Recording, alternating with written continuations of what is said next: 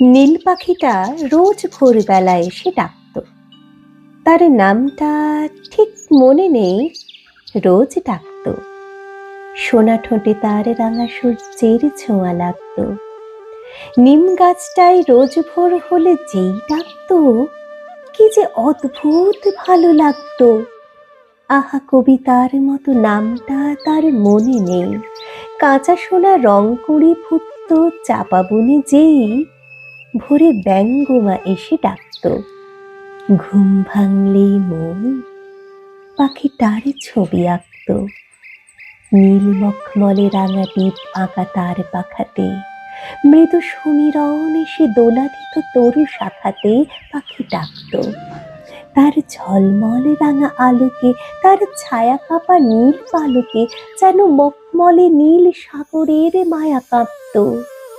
নীল পাখিটা নয় পাড়াগার, নয় শহরের, নয় আকাশের, নয় মরুভূর, নয় পাহাড়ের। তার ঠিকানাও কেউ জানে না, কারো পিছু ডাক শুনে পাখিটাও পোষ মানে না, তবু ভোরবেলা এসে ডাকতো।